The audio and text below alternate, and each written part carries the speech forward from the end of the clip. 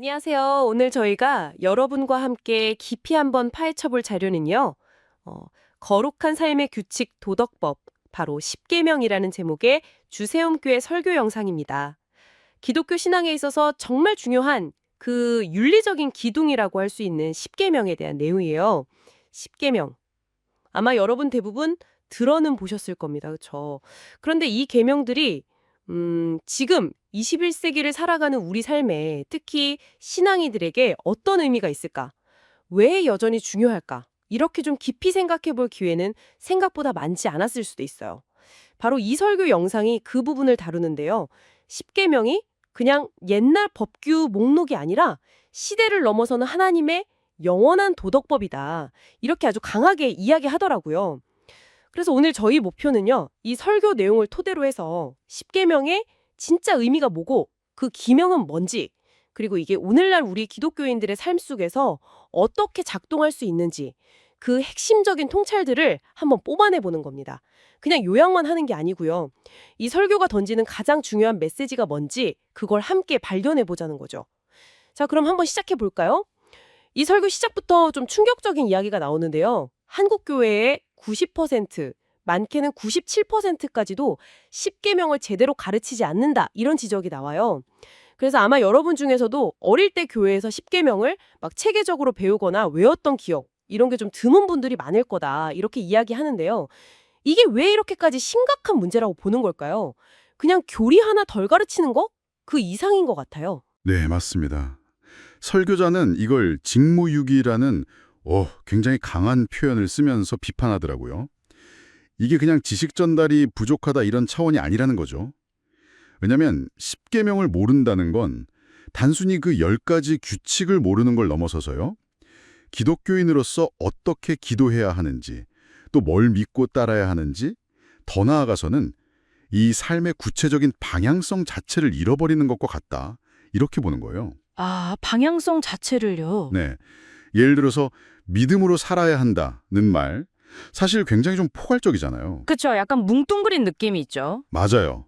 그런데 이 설교에 따르면 십계명은 바로 그 믿음으로 사는 삶이 구체적으로 뭔지를 알려주는 뭐랄까 로드맵 같은 거라는 거죠. 어떻게 돈을 벌어야 하는지, 어떤 직업 윤리를 가져야 할지, 배우자는 또 어떻게 선택하고 결혼 생활은 어떻게 꾸려가야 하는지 등등 이런 아주 실제적인 삶의 영역에서 하나님의 뜻이 무엇인지를 보여주는 기준이 바로 십계명이라는 겁니다. 아하. 그래서 이걸 안 가르치는 건 기독교인의 삶을 제대로 세워나갈 기회를 아예 박탈하는 거다. 이렇게까지 이야기하는 거죠. 믿음으로 산다는 말의 구체적인 사용 설명서, 실천 매뉴얼 이런 느낌이네요. 네, 비슷합니다. 그런데 보통 십계명을 율법이라고 하면 왠지 좀 구약 시대의 것이고 예수님 오신 뒤에는 중요도가 좀 떨어진 거 아닌가? 아니면 너무 좀 엄격하고 지키기 힘든 규칙들 이런 식으로 생각하기 쉽잖아요. 맞아요. 그런 경향이 있죠.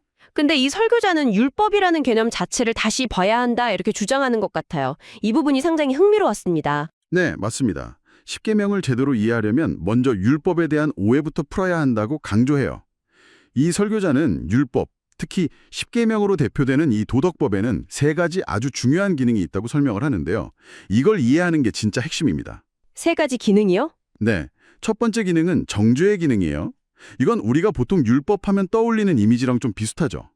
율법이 우리 죄를 이렇게 드러내 보여주고 내가 하나님 앞에서 정말 부족한 존재구나, 죄인이구나 하는 걸 깨닫게 하는 역할. 네네. 거울 같은 거네요. 그렇죠. 거울처럼 우리 죄를 비춰서 내 힘으로는 구원받을 수 없구나. 이걸 인정하고 구원자의 신 그리스도께 나아가도록 이끌어주는 거죠. 갈라디아서에서는 이걸 몽학선생, 그러니까 아이를 학교까지 데려다주는 엄한 가정교사에 비유하는데 딱 그런 역할이에요. 그런데 중요한 건 이 기능은 예수 그리스도께서 십자가에서 모든 율법의 요구를 다 이루심으로써 완성되었다는 겁니다. 아, 완성이 되었다. 네. 그래서 로마서 8장 1절 2절을 인용하면서 그리스도 예수 안에 있는 사람에게는 더 이상 이 정죄 기능이 적용되지 않는다. 이렇게 설명해요. 그렇군요. 그럼 율법의 첫 번째 기능, 정죄는 그리스도를 통해 이제 해결이 된 거네요. 그럼 나머지 기능들은 여전히 유효하다? 이런 의미일까요? 바로 그겁니다. 두 번째 기능은 억제의 기능인데요. 이건 좀 사회적인 차원이에요. 율법의 그 기준들이 뭐 완벽하진 않더라도 믿지 않는 사람들 양심 속에서도 어느 정도 작용을 해서요. 아주 명백한 악행들, 예를 들면 살인이나 도둑질, 심한 거짓말 같은 것들을 어느 정도 막아주고 사회 질서를 유지하는 데 기여한다는 거죠. 사회 유지 기능. 네. 우리 사회의 법이나 규범 밑바탕에도 이런 도덕법적인 원리가 깔려 있다. 이렇게 보는 시각이죠. 그리고 세 번째 기능. 이게 이제 설부자가 가장 힘줘서 강조하는 부분인데요. 바로 제3의 용법이라고도 불리는 도덕법으로서의 기능입니다. 다른 말로 하면 성화의 기능이죠. 성화의 기능이요. 네. 여기서 이제 중요한 개념이 두 개 나오는데 칭의와 성화예요. 간단히 말하면 칭의는 우리가 예수님을 믿음으로 하나님께 너 의롭다 이렇게 선언받는 거, 법정적인 개념이고 구원을 얻는 거죠. 이건 전적인 은혜고요. 네, 그렇죠. 반면에 성화는 그렇게 구원받은 사람이 그 구원에 맞게끔 점점 더 거룩한 모습으로 변화되어가는 실제적인 삶의 과정이에요. 과정. 네. 설교자는 바로 이 성화의 과정에서 십계명이 핵심적인 역할을 한다고 주장하는 겁니다. 즉, 십계명은 구원의 조건, 칭의를 얻기 위한 게 아니라 이미 구원받은 성도가 어떻게 살아야 하는가에 대한 하나님의 기준이자 지침, 즉 성화의 도구가 된다는 거죠. 아하, 구원받은 다음의 이야기군요. 그렇죠. 비유하자면 운전면허를 딴 사람, 칭의에게 도로교통법 10계명이 안전운전의 기준이 되는 것과 비슷하다고 할 수 있겠네요. 따라서 칭의와 성화는 절대 분리될 수 없고 진짜 구원받았다면 반드시 10계명으로 대표되는 이 하나님의 도덕법을 따라 살아가려는 노력이 나타나야 한다. 이게 이 설교의 아주 중요한 논리 중 하나입니다. 그리고 이 도덕법은 시대를 초월해서 영원히 유효하다는 거고요. 그렇군요. 칭의와 성화의 관계 속에서 십계명의 역할을 다시 보는 거네요. 구원의 조건이 아니라 구원받은 삶의 내비게이션 같은 역할이다. 이런 말씀이시네요. 네, 정확합니다. 그런데 이렇게 중요한 율법인데 이걸 또 잘못 이해하는 경우도 많다고 경고하고 있죠. 양극단의 오류가 있다고 하던데요. 네, 맞아요. 율법을 대하는 태도에서 두 가지 극단적인 오류에 빠지기 쉽다고 지적합니다. 하나는 율법주의예요. 이건 율법을 너무 지나치게 강조한 나머지 율법의 원래 정신보다는 형식이나 글자 자체에 얽매이는 태도를 말하는 거죠. 형식주의요? 네. 설교에서는 두 가지 예를 들어요. 하나는 성경에는 없는 인간적인 규칙이나 전통 같은 걸 율법이랑 동등하게, 심지어는 그 이상으로 강조하는 경우예요. 자료에서는 로마 카톨릭의 일부 교리나 전통을 예로 들면서 이건 성경의 권위를 넘어서는 위험한 율법주의다. 이렇게 비판하더라고요. 또 다른 형태의 율법주의는 소위 유대교적 율법주의라고 부르는 건데요. 율법의 문자적인 해석에만 딱 집착하는 태도예요. 문자 그대로만. 네. 예를 들어 살인하지 말라는 계명을 문자 그대로 그냥 육체적인 살인만 안 하면 다 지켰다 이렇게 생각하는 거죠. 하지만 예수님께서는 마태복음 5장에서 마음으로 형제를 미워하는 것조차 살인과 같고 음욕을 품는 건 간음과 같다고 하시면서 율법의 본래 의미와 그 요구 수준이 훨씬 더 깊고 내면적이라는 걸 분명히 하셨잖아요. 네, 그랬죠. 이런 깊은 의미를 못 보고 겉으로 드러나는 행위만으로 나 율법 지켰다 이렇게 여기는 게 바로 유대교적 율법주의의 문제라는 겁니다. 겉모습만 지키거나 아니면 성경에도 없는 걸 만들어서 지키려고 하는 태도가 율법주의군요. 그럼 다른 한쪽 극단은 뭔가요? 다른 극단은 무법주의 또는 무율법주의라고 불리는 태도예요. 무법주의요. 네, 이건 율법주의랑 정반대죠. 예수님이 오셔서 은혜 시다를 열었으니까 이제 율법은 더 이상 필요 없고 폐기되었다. 이렇게 주장하는 입장이에요. 이게 자칫하면 은혜로 구원받았으니 이제 내 맘대로 살아도 돼. 이런 식의 생각으로 이어지기 쉽거든요. 그럴 수 있겠네요. 설교자는 이런 태도가 좀 신비주의적인 경향으로 흐르거나 아니면 하나님의 말씀을 그냥 머리로만 알고 실제 삶과는 완전히 분리시키는 결과를 낳는다고 아주 강하게 비판합니다. 우리가 흔히 말하는 말씀 따로 삶 따로 신앙이 여기서 비롯된다는 거죠. 삶과 분리되는 문제. 그렇죠. 그러면서 로마서 7장 12절 율법은 거룩하고 계명도 거룩하고 의로우며 선하도다. 이 말씀을 인용하면서 율법 자체는 선하고 우리에게 하나님의 뜻을 가르쳐주는 정말 소중한 은혜의 도구라는 걸 잊지 말아야 한다고 강조합니다. 결국 율법주의와 무법주의 이 양극단을 모두 경계하고 십계명을 성화의 규범으로 올바르게 이해하고 적용하는 균형 잡힌 시각이 필요하다는 거예요. 양쪽 다 문제가 크군요. 너무 얽매이는 것도 문제고 아예 무시하는 것도 성경적인 관점은 아니라는 거네요. 네, 그렇습니다. 그럼 이 오래된 계명들을 오늘 우리 삶의 구체적인 상황 속에서 그럼 어떻게 적용해야 할까요? 이게 사실 시대도 너무 다르고 문화도 달라서 적용하기가 쉽지 않을 것 같은데요. 혹시 설교에서 좀 구체적인 적용 원칙 같은 것도 제시를 하나요? 네, 그 부분에 대해서도 10계명 적용 훈련이라는 이름으로 4가지 실질적인 원칙을 제시하고 있습니다. 그냥 막연하게 잘 지켜야 한다, 이게 아니라 구체적으로 어떻게 접근해야 할지 가이드라인을 주는 셈이죠. 오, 적용 훈련이요? 네, 첫 번째 원칙은 긍정 명령과 부정 명령을 함께 찾아라는 겁니다. 10계명이 대부분 하지 말라는 부정 명령 형태로 되어 있잖아요. 그렇죠. 그런데 그 속에는 반드시 하라는 긍정적인 명령이 함께 숨어 있다는 거예요. 예를 들어 제6계명 살인하지 말라는 단순히 사람을 죽이지만 않으면 된다, 이런 소극적인 차원을 넘어서서 모든 생명을 존중하고 적극적으로 보호하고 살리라, 이런 긍정적인 명령을 포함하고 있다는 거죠. 아, 하라는 명령까지. 네, 마찬가지로 간음하지 말라는 것도 단순히 성적인 부정을 저지르지 않는 것뿐만 아니라 부부간의 사랑과 순결을 적극적으로 지키고 가정을 거룩하게 세우라, 이런 의미를 담고 있다는 겁니다. 이렇게 양면을 함께 봐야 아까 말했던 그 피상적인 율법주의, 겉으로만 안 하면 된다는 생각을 극복하고 계명의 진짜 정신을 따라 살 수 있다, 이렇게 말해요. 하지 말라 속에 숨겨진 하라를 찾는 거. 되게 흥미로운 관점이네요. 다른 원칙들은 또 뭐가 있나요? 두 번째 원칙은 종합적 적용입니다. 10계명의 10가지 계명이 서로 막 따로 떨어진 게 아니라 유기적으로 다 연결되어 있다는 인식이에요. 아, 연결되어 있다? 네, 따라서 어떤 상황에 딱 부딪혔을 때 특정 계명 하나에만 너무 매몰되지 말고 관련된 여러 계명들을 종합적으로 고려해서 판단하고 적용해야 한다는 거죠. 예를 들어서 내가 직업을 선택하는 문제를 고민한다 할 때 단순히 8계명, 도둑질하지 말라, 즉 정직하게 노동해야 한다는 것만 생각할 게 아니라는 거예요. 1계명, 하나님 외에 다른 신을 섬기지 말라. 혹시 내가 일 자체를 우상처럼 섬기는 건 아닌가? 또 4계명, 안식일을 기억하여 거룩히 지키라. 주일 성수를 제대로 할 수 있는 일인가? 10계명, 탐내지 말라. 혹시 내 동기가 탐욕은 아닌가? 이런 것들을 다 함께 고려해야 한다는 식이죠. 와, 정말 여러 계명을 같이 봐야 하는군요. 그렇죠. 세 번째는 우선적 적용의 원칙입니다.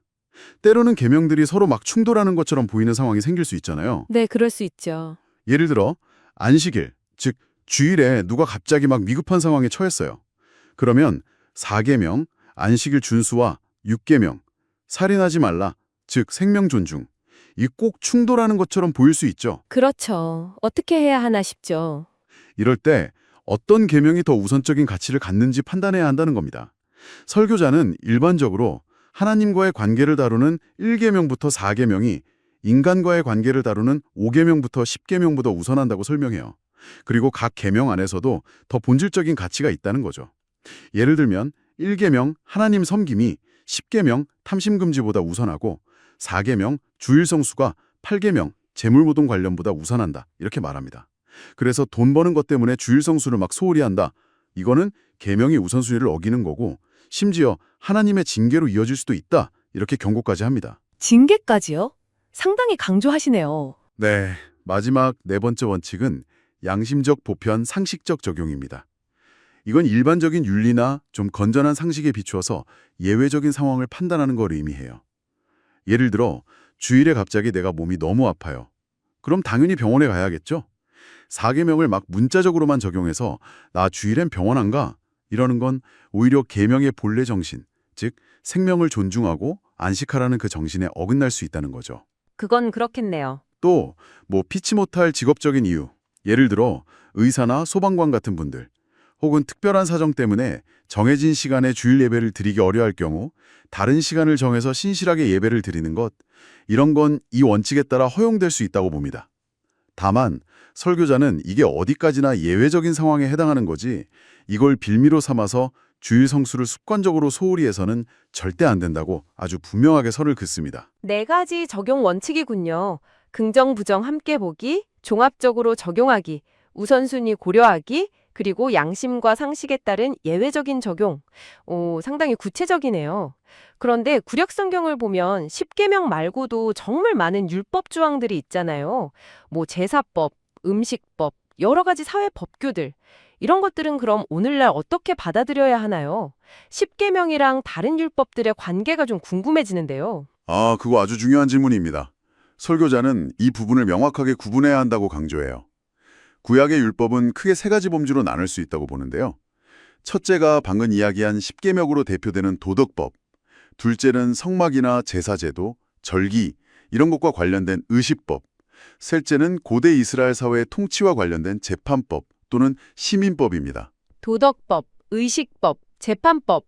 네. 이 중에서 의식법하고 재판법은 예수 그리스도께서 오심으로써 그 역할이 완성되었거나 아니면 시대적인 상황이 바뀌었기 때문에 더 이상 문자적으로 지킬 필요가 없다고 설명합니다. 아, 더 이상은 아니다. 네. 왜냐하면 의식법, 예를 들어 제사나 성막 같은 것들은 앞으로 오실 예수 그리스도의 구원 사역을 미리 보여주는 그림자 같은 역할을 했거든요. 그런데 이제 실체이신 예수님이 오셨으니까 그림자는 더 이상 필요가 없다는 거죠. 예를 들어 동물을 잡아서 제사 드리는 것은 예수님의 십자가 대속을 미리 보여주는 거였기 때문에 이제는 더 이상 동물 제사를 드릴 필요가 없는 거예요. 아하, 실체가 왔으니 그림자는 필요 없다. 그렇죠. 그래서 설교자는 오늘날 일부에서 하는 성막 체험 학습이라든지 아니면 필리핀 같은 데서 실제로 십자가 처형을 막 재현하는 행위들, 이런 걸 굉장히 위험한 시도라고 강하게 비판합니다. 그건 이미 오신 실체, 예수 그리스도를 무시하고 다시 그림자로 돌아가려는 것과 같다. 이런 이유에서죠. 위험한 시도라고까지. 네. 마찬가지로 고대 이스라엘 사회에 적용됐던 재판법이나 시민법, 예를 들면 가나안 정복 전쟁 관련 법규라든지 특정 형벌 같은 것들도 그 당시에 특수한 역사적 사회적 상황 속에서 주어진 것이기 때문에 오늘날 그대로 적용할 수는 없다고 봅니다. 그래서 결론적으로 구약의 그 수많은 율법들 중에서 시대를 초월해서 오늘날에도 모든 신자들이 지켜야 할 영원한 도덕법으로 남아있는 것은 오직 십계명뿐이다. 이게 이 설교의 핵심적인 주장입니다. 그렇군요. 의식법과 재판법은 예수님 안에서 성취되었거나 시대적 역할이 끝났고 오직 도덕법인 십계명만이 영원히 유효하다. 이렇게 딱 구분을 해주네요. 명확합니다. 자, 그럼 이제 거의 마무리 단계인데요. 이 모든 논의를 통해서 설교자가 궁극적으로 강조하고 싶은 메시지는 뭘까요? 왜 이렇게 십계명을 알고 지키는 것이 중요하다고 계속해서 역설하는 걸까요? 우리 삶에 어떤 실제적인 영향이 있다고 보는 거죠? 네, 설교자는 십계명 순종의 중요성을 정말 여러 각도에서 그리고 아주 강한 어조로 강조합니다. 크게 한 세 가지 정도로 요약해 볼 수 있을 것 같아요.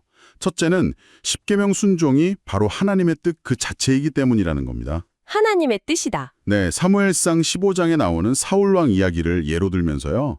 하나님께서 진짜 기뻐하시는 건 우리가 인간적인 생각으로 드리는 어떤 제물이나 봉자가 아니라는 거죠. 사울왕은 좋은 양이랑 소를 남겨서 제사 드리려고 했다고 변명했잖아요. 네, 그랬죠. 근데 하나님은 그게 아니라 하나님의 명령, 즉 말씀, 이 십계명에 순종하는 것을 원하신다는 겁니다. 우리의 어떤 열심이나 선한 의도보다 하나님의 명확한 뜻에 복종하는 것이 신앙의 본질이라는 거죠. 둘째는 십계명을 알고 순종하는 것이 이 땅에서 복된 삶을 사는 비결이라고 말합니다. 복된 삶의 비결이요? 네.